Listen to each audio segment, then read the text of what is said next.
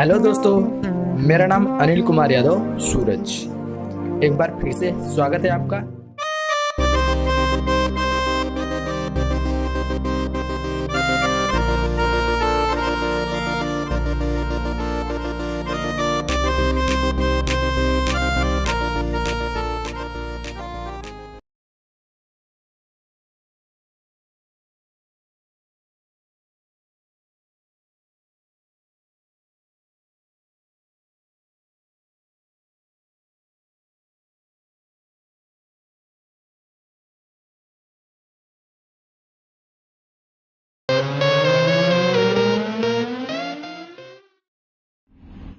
Hello दोस्तों, एक बार फिर से स्वागत है आपका।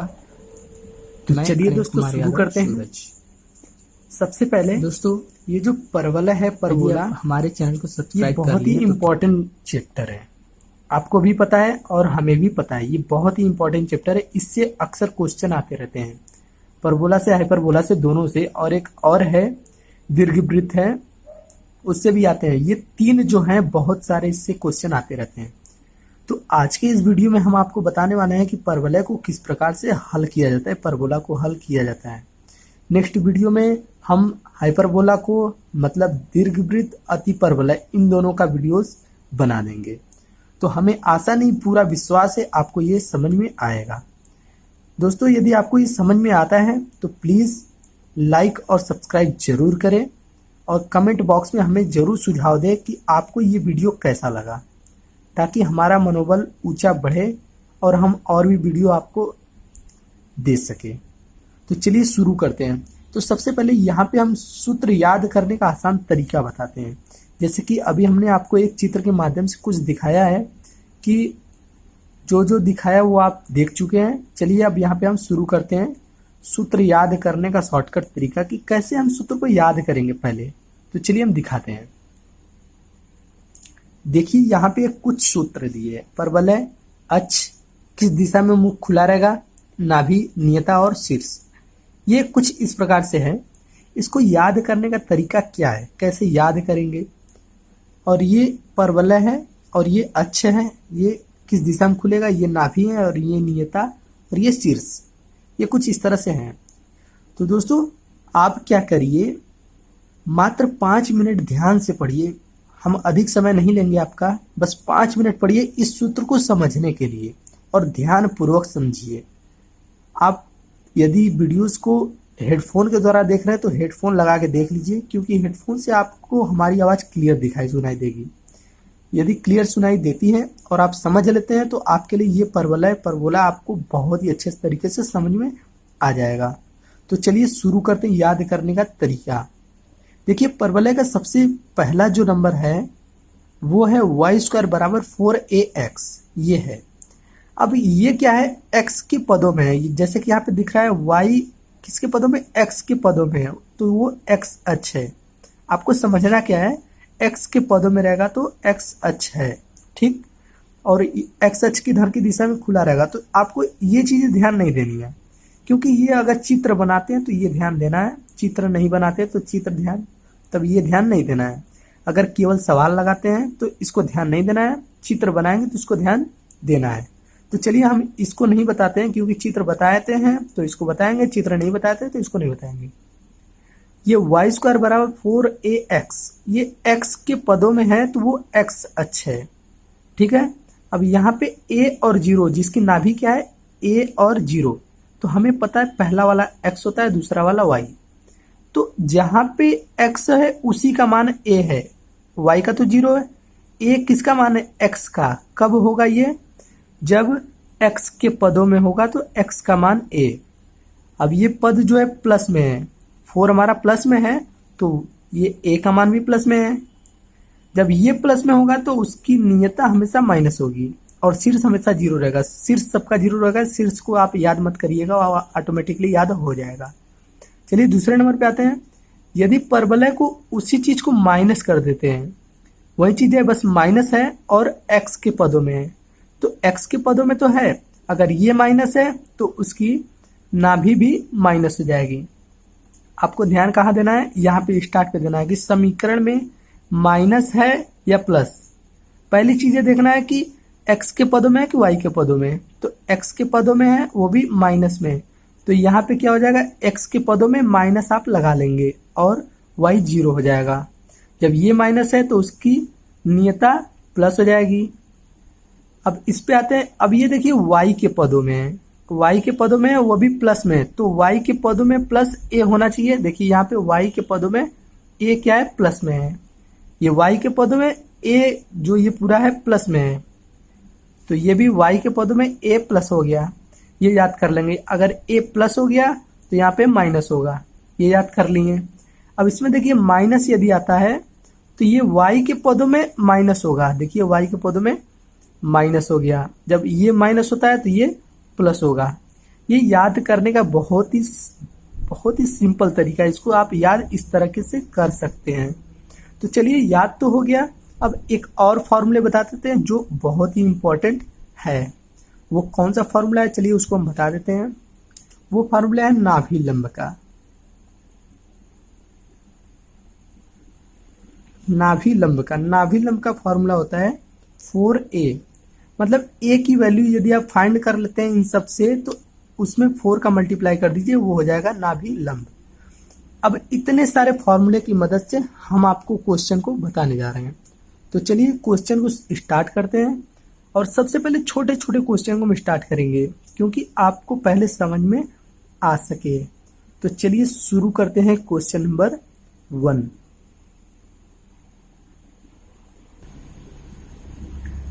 चलिए शुरू करते हैं 1। वाई स्क्वायर बराबर 16x का नाभि नियता और नाभिलंब ज्ञात करना है। तो दोस्तों ये तो ज्ञात करना है। दोस्तों आपसे खेद है, यदि जो लोग सीबीएसई बोर्ड और अदर बोर्ड से देख रहे हैं, अगर उन्हें समझ में नहीं आ रहा है तो उनके लिए हमें खेद है। हम यूपी बोर्ड के लिए केवल ही बनाते हैं।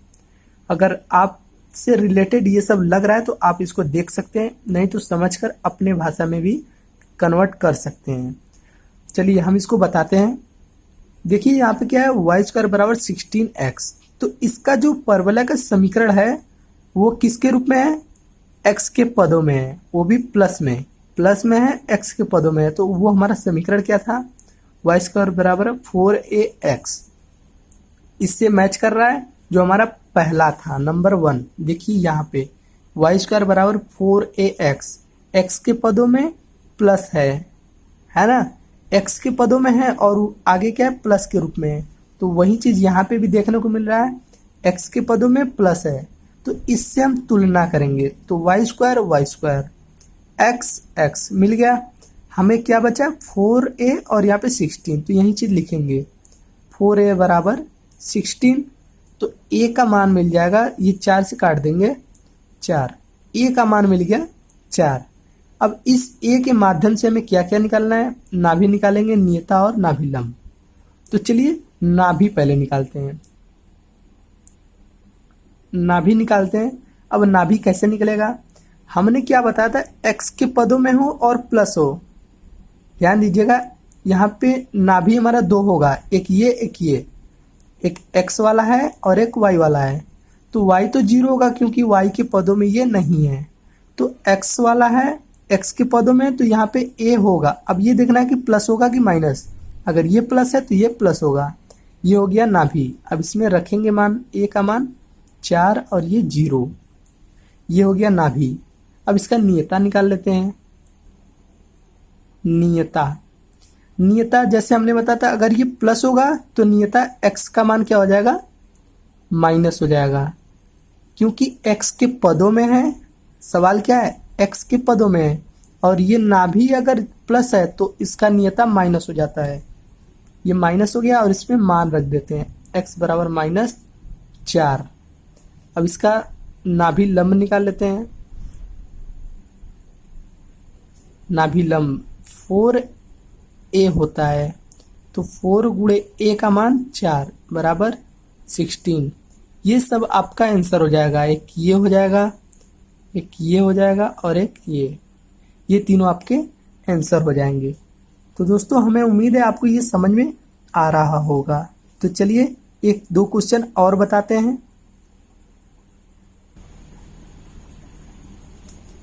क्वेश्चन नंबर 2, x स्क्वायर बराबर 12AY, इसका भी नाभि नियता और नाभि लंब ज्ञात करना है। तो दोस्तों यहाँ पे हम छोटे छोटे क्वेश्चन क्यों ले रहे हैं, क्योंकि आपको पहले ये मेथड समझ में आ जाए कि इसमें करना क्या है, फिर आगे जाकर हम क्वेश्चन को बड़ा कर देंगे। चलिए अब शुरू करते हैं। तो सबसे पहले ये देखिए x² बराबर 12AY, ये किसके पदों में है, y के पदों में है। तो सबसे पहले y के पदों में प्लस वाला, ये प्लस के रूप में है, तो प्लस वाले से हम तुलना करेंगे। तो जिसका व्यापक रूप है 4AY, ये है x² बराबर 4AY, ये व्यापक परवलय का समीकरण है, इससे हम तुलना करेंगे। तो देखिए x² से मिल गया, y से मिल गया, बचा क्या 4a और यहाँ पे 12a, तो वहीं ले लेते हैं। चलिए ले लेते हैं इसको।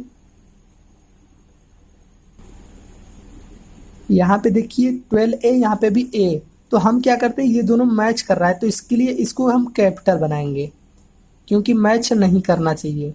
तो क्या हो गया 4a बराबर 12a, क्योंकि ये पूरा मान दिया हुआ है, ये इससे मैच नहीं करना है हमें, ये मान दिया हुआ है। 4a बराबर 12a, तो a का मान मिल गया, 4 से काट देंगे 3a, a की वैल्यू हमें मिल गई। a की वैल्यू मिल गई तो हमें नाभि नियता और नाभि लंब बताना है। तो चलिए बताते हैं सबसे पहले नाभि को। तो देखते हैं नाभि कैसे होगा, y के पदों में है, तो जब भी होगा नाभि y के पदों में होगा। तो ले लेते हैं, प्लस है तो प्लस ले लेते हैं y के पदों में, और x हमारा 0, y के पदों में प्लस हो गया और ये 0। चलिए इसमें मान रख लेते हैं 0, a का मान ये कैपिटल लेंगे क्योंकि यहाँ पे हम कैपिटल लिए हैं, तो a का मान 3a, ये हो गया नाभि। अब आते हैं नियता। नियता हमारा क्या होगा, जैसे कि यहाँ पे दिख रहा है y के पदों में है, y के पदों में और वो भी प्लस में है। y के पदों में प्लस होता है तो नियता क्या होता है, माइनस करेंगे। तो चलिए माइनस कर लेते हैं, y बराबर -a करेंगे, क्योंकि y के पदों में तो y बराबर अगर प्लस होता है तो माइनस रखते हैं। तो y बराबर -a का मान 3a, या इसको लिख सकते हैं y प्लस 3a बराबर 0, ये नियता का समीकरण। अब निकालते हैं नाभि लंब। नाभि लंब क्या होता है, 4a लिखेंगे, तो 4 गुणे a का मान 3a या 12a, ये हो गया नाभि लंब। इस प्रकार से आप कर सकते हैं। तो चलिए question number 3। Question number 3x² plus 8y equal to 0। तो ये तो हमारा क्वेश्चन दिया है, अब इसका भी हमें क्या निकालना है, पहले नाभि निकालना है, फिर नियता निकालना है और नाभि लंब। हम अलग अलग प्रकार के क्वेश्चन को इसलिए बता रहे हैं ताकि आपको कंफ्यूज ना हो, आप अलग अलग तरीके से भी क्वेश्चन कोई भी आएगा आप कर सकते हैं। तो चलिए शुरू करते हैं। तो सबसे पहले इस 8y को उधर भेजेंगे, तो 3x² बराबर -8y, ये हो गया। अब हमारा जो समीकरण होता है वो x² के पदों में होता है, ना कि 3x के, तो 3 को भी भेज देते हैं। तो x² बराबर -8y बटे 3, ये हो गया। अब यहाँ पे क्या देखने को मिल रहा है, y के पदों में है वो भी माइनस, y के पदों में माइनस है, तो इसका समीकरण का क्या हो जाएगा, y बराबर -4ay, इससे तुलना करेंगे। क्योंकि माइनस है तो माइनस लगाएंगे, माइनस वाला जो हमने 4 बताया था ना ऑप्शन 4, इस तरह से समीकरण बताया था स्टार्ट में ही, उसी चारों के माध्यम से ये है। अच्छा अब इससे तुलना करना है, तो x² से मिल गया, y से मिल गया, बचा क्या -4a बराबर -8/3, ये बचा, इसको तुलना कर लिए। तो माइनस से माइनस कैंसिल, 4 से 4 ये 8 कैंसिल, तो a बराबर 2/3, a बराबर 2/3 आ गया। अब निकालेंगे नाभि। नाभि बराबर, अब देखिए y के पदों में वो भी माइनस में, तो लिखेंगे y के पदों में माइनस, ये y के पदों में है वो भी माइनस में है, क्योंकि हमें अच्छी तरह पता है इधर वाला x होता है, इधर वाला y होता है, तो y के पदों में माइनस और इधर 0 मान रख लेते हैं इसमें 0 और ये -2/3। फिर नियता निकाल लेते हैं।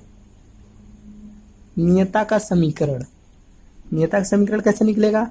देखिए y के पदों में है तो पहले y बराबर, अगर y के पदों में रहता है तो y बराबर, अगर ना भी माइनस में रहेगा तो ये प्लस में हो जाएगा, अगर ये प्लस होता तो ये माइनस में होता। चलिए रख लेते हैं y बराबर a का मान 2/3। फिर नाभिलंब निकाल लेते हैं। नाभिलंब बराबर 4a होता है, तो 4 गुणे a का मान क्या होता है? a का मान जो दिया गया 2/3 या 8/3 ये हो जाएगा। इस प्रकार से आप कर सकते हैं। चलिए आज के अध्याय का सबसे अंतिम क्वेश्चन इसको बता देते हैं। बताने के बाद इसके भाग 2 जरूर देखिएगा, जो इससे बड़े बड़े क्वेश्चन को बताया जाएगा। उसको देखने के लिए डिस्क्रिप्शन में लिंक दिया गया, वहां से आप जाकर देख सकते हैं। तो चलिए ये क्वेश्चन है, इसमें केवल नाभिलंब ही बताना है और कुछ नहीं बताना है, केवल नाभिलंब, ना कि नियता, ना कि नाभि, ये सब नहीं बताना है, केवल नाभिलंब बताना है। तो सबसे पहले इसे एक समीकरण के रूप में चेंज करेंगे। तो चेंज करने के लिए पहले y को भेजेंगे इस साइड, y² - 4y बराबर -4x, ये हो गया। फिर अब इसको क्या बनाना है? हमें एक द्विघात के रूप में बनाना है या एक पूर्ण वर्ग बनाना है। तो पूर्ण वर्ग बनाने के लिए क्या करते हैं? पूर्ण वर्ग बनाने के लिए प्लस इधर भी जोड़ देते हैं और उधर भी जोड़ देते हैं। दोनों पक्षों में 4 जोड़ने पर, +4 दोनों पक्षों में जोड़ने पर। अब ये हो गया a² + b² - 2ab। ये किसका फॉर्मूला है? y - 2 का होल स्क्वायर, y - 2 का होल स्क्वायर, और इधर क्या है 4 कॉमन कर लो तो हो जाएगा -x + 1। ये हो गया -x + 1 या 1 - x दोनों कह सकते हैं।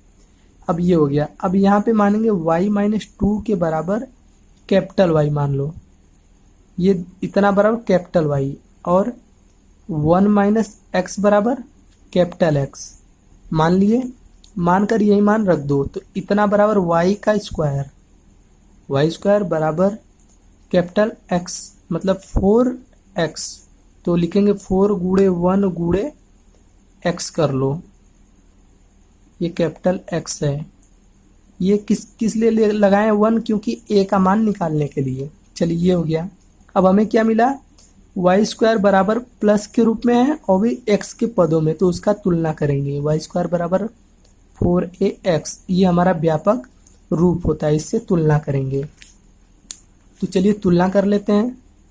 तो y² से मिलेगा, x मिल गया। अब ये लिखेंगे तो 4a बराबर 4, तो a बराबर 1, a का मान मिल गया। तो नाभिलंब क्या होता है? नाभिलंब बराबर 4a होता है, तो 4 × a का मान 1 बराबर 4, ये हो गया नाभिलंब। दोस्तों हमें उम्मीद है आपको ये समझ में आया होगा। स्टेप बाय स्टेप बता रहे हैं, यदि आपको फिर भी नहीं समझ में आ रहा है तो आप डिस्क्रिप्शन में जाएं और वहाँ पे सेकंड पार्ट को जरूर देखें, क्योंकि ये तो छोटे छोटे पार्ट को बताया गया है। सेकंड पार्ट को देखेंगे तो आपको पूरी तरह से समझ में आ जाएगा। तो थैंक यू दोस्तों, thank you for watching my videos.